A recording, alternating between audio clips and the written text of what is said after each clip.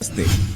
आज हम भारत उपमहाद्वीप की यात्रा करेंगे, जो रंगीन संस्कृतियों, पुरानी परंपराओं और लुभावने दृश्यों का देश है। हमारे साथ चलिए, जब हम बसलिंग सिटीज और शांत जगहों से गुजरेंगे, अनोखे वाइल्ड लाइफ और आर्किटेक्चरल मार्वल्स देखेंगे और भारत की रंगीन दुनिया में खो जाएंगे। पहला पड़ाव, जयपुर, जिसे गुलाबी शहर भी कहते हैं। राजस्थान की राजधानी, ये शहर अपने भव्य महलों, किलों और रंगीन बाजारों के लिए मशहूर है। यहाँ सूखे मैदानों के बीच अंबर का किला दिखता है, एक शानदार किला जो पहाड़ी पर बना है। शहर के अंदर सिटी पैलेस आपका इंतजार कर रहा है, आंगनों, बगीचों और महलों का एक भूल भुलैया। लेकिन हवा महल ही है जो सबको अपनी तरफ खींचता है।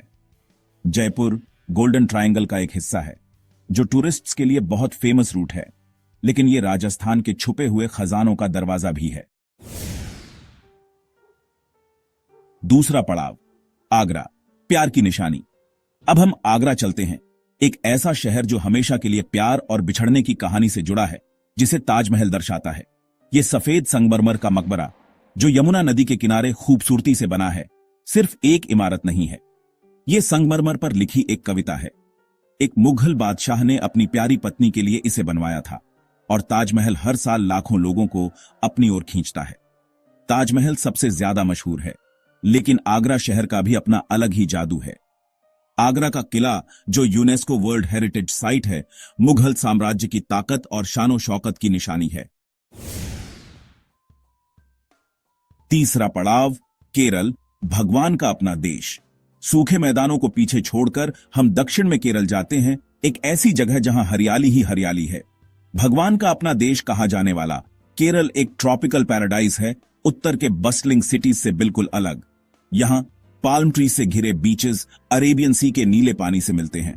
ट्रेडिशनल हाउस बोट्स या केट्टुवल्लम शांत पानी में तैरते हैं और केरल की खूबसूरती को देखने का एक अनोखा तरीका देते हैं। लेकिन केरल सिर्फ खूबसूरत जगहों तक सीमित नहीं है, ये रंगीन संस्कृति का देश है। यहां पुराने मंदिर, रंगीन त्योहार और आयुर्वेदा की पुरानी परंपरा है। अब हमारी यात्रा हमें वाराणसी ले जाती है, जो दुनिया के सबसे पुराने शहरों में से एक है।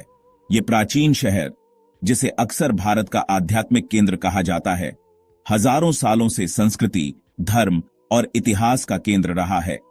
पवित्र गंगा नदी के किनारे बसा वाराणसी रिचुअल्स का शहर है, एक ऐसी जगह जहां जीवन और मृत्यु आपस में मिलते हैं। नदी को ही देवी माना जाता है, और ऐसा माना जाता है कि इसके पानी में शुद्ध करने की शक्ति है। हिंदुओं के लिए वाराणसी एक पवित्र शहर है, एक तीर्थ स्थल है, जहां माना जाता है कि गंगा का पानी पापों को धो देता है। इस पवित्र पानी में डुबकी लगाने के लिए तीर्थयात्री पूरे भारत और दुनिया से आते हैं। हर सुबह जैसे ही सूरज गंगा पर उगता है, हजारों लोग घाटों पर इसके पवित्र पानी में स्नान करने, प्रार्थना करने और प्राचीन रिचुअल्स करने के लिए इकट्ठा होते हैं। नदी पर सूरज की सुनहरी रोशनी का नजारा वाकई में बहुत ही सुंदर होता है। वाराणसी जाना आत्मा की यात्रा पर निकलने जैसा है, जीवन और मृत्यु के रहस्यों का सामना करने और मानव स्थिति की गहरी समझ हासिल करने जैसा है। ये एक ऐसी जगह है जहां अतीत और वर्तमान साथ साथ रहते हैं, जो जीवन के अनंत चक्र की एक अनोखी झलक पेश करते हैं। अब हमारी यात्रा हमें महाराष्ट्र के बीचों बीच ले जाती है, एक ऐसी जगह जहां पुरानी कलाकारी और धार्मिक भक्ति मिलकर एक ऐसा नजारा बनाते हैं जो देखने वालों को हैरान कर देता है। ऊंची चट्टानों में बनी एलोरा की गुफाएं पुराने कारीगरों की लगन और हुनर का सबूत हैं। सदियों से ये 34 गुफाएं पत्थरों को काटकर बनाई गई थीं। हर एक गुफा बौद्ध, हिंदू और जैन कला और वास्तुकला का एक नायाब नमूना है। 2 घंटे की दूरी पर अजंता की गुफाएं इंतजार कर रही हैं। उनकी खूबसूरती अलग तरह की है। यहां 29 गुफाओं के अंदर दीवारों पर म्यूरल्स और पेंटिंग्स हैं, जो 1500 साल पहले यहां रहने और पूजा करने वाले लोगों के जीवन की झलक दिखाते हैं। हमारी खोज अब हमें दिल्ली ले जाती है, जो भारत की बस्टलिंग राजधानी है, एक ऐसा शहर जो सदियों से कई साम्राज्यों और राजवंशों का केंद्र रहा है। यहां प्राचीन इतिहास और आधुनिक जीवन इस महानगर में एक अनोखे तरीके से मिलते हैं।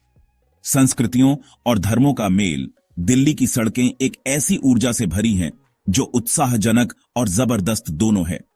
बाजार स्ट्रीट फूड की खुशबू, वेंडर्स की आवाजें और कपड़ों और मसालों के चटख रंगों से भरे हैं। पुरानी दिल्ली के बीच में लाल किला है, लाल बलुआ पत्थर की एक शानदार इमारत जो मुगल काल के आर्किटेक्चरल कमाल का प्रमाण है। ये आइकॉनिक इमारत मुगल सत्ता और शानो शौकत का प्रतीक है।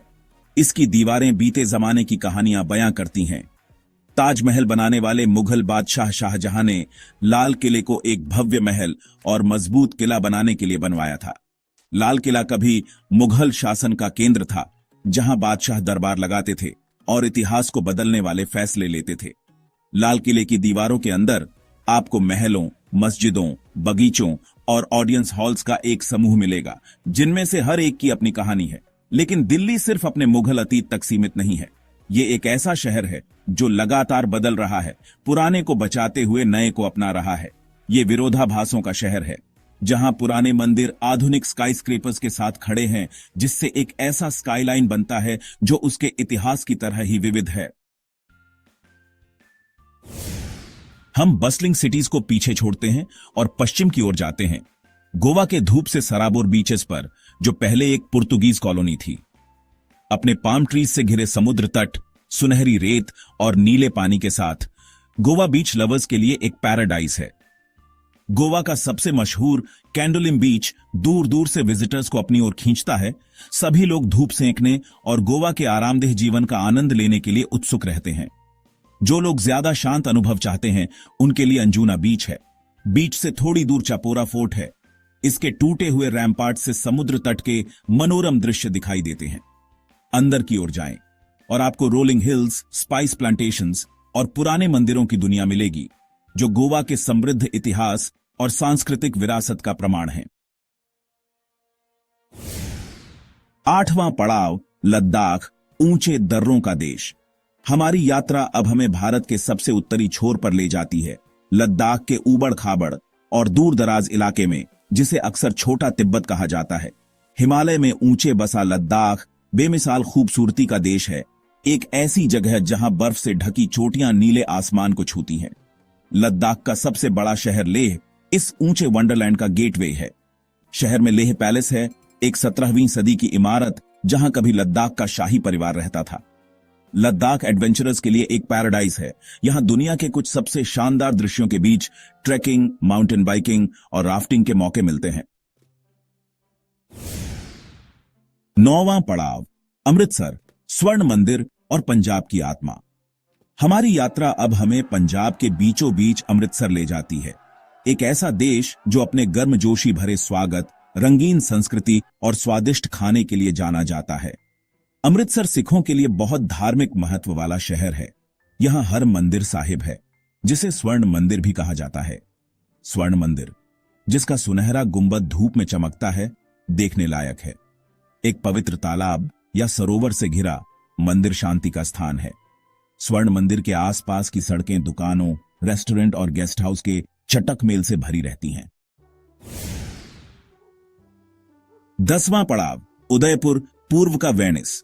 हमारी आखिरी मंजिल हमें राजस्थान के उदयपुर ले जाती है, जिसे अक्सर पूर्व का वेनिस कहा जाता है। अपनी इंट्रिकेट आर्किटेक्चर, रंगीन संस्कृति और शांत झीलों के लिए जाना जाने वाला उदयपुर रेगिस्तानी राज्य राजस्थान का एक रत्न है। अरावली की पहाड़ियों से घिरा और पिछोला झील के किनारे बसा उदयपुर लुभावनी खूबसूरती का शहर है। पहाड़ियां एक शानदार बैकड्रॉप बनाती हैं, जिससे हर नजारा एक सुंदर दृश्य बन जाता है। पिछोला झील का शांत पानी शहर की ग्रैंडियर को दर्शाता है, एक मनमोहक दृश्य बनाता है। उदयपुर के बीच में लेक पैलेस है, सफेद संगमरमर का एक नजारा जो पिछोला झील के शांत पानी पर तैरता हुआ प्रतीत होता है। यह आइकॉनिक इमारत शहर के समृद्ध इतिहास और आर्किटेक्चरल ब्रिलियंस का प्रमाण है। महल, जो अब एक लग्जरी होटल है, राजसी जीवन शैली की झलक पेश करता है। पहाड़ी की चोटी पर झील के ऊपर सिटी पैलेस है, जो आंगनों, बगीचों और महलों का एक विशाल परिसर है।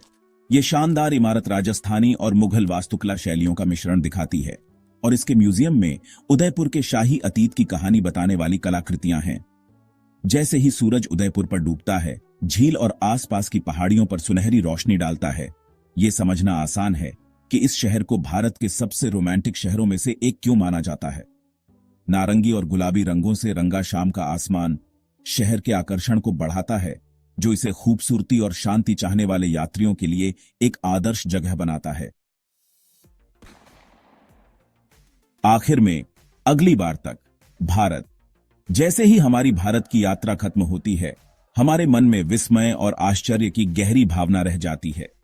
हिमालय की बर्फ से ढकी चोटियों से गोवा के धूप से सराबोर बीचेस तक भारत ने हमारी इंद्रियों को मोहित कर लिया है और हमारे दिलों को चुरा लिया है। हमें उम्मीद है कि भारत के अजूबों की इस झलक ने आपको अपने एडवेंचर पर निकलने के लिए प्रेरित किया होगा। इस अनफॉरगेटेबल यात्रा में हमारे साथ जुड़ने के लिए धन्यवाद। अगली बार तक खोज करते रहें।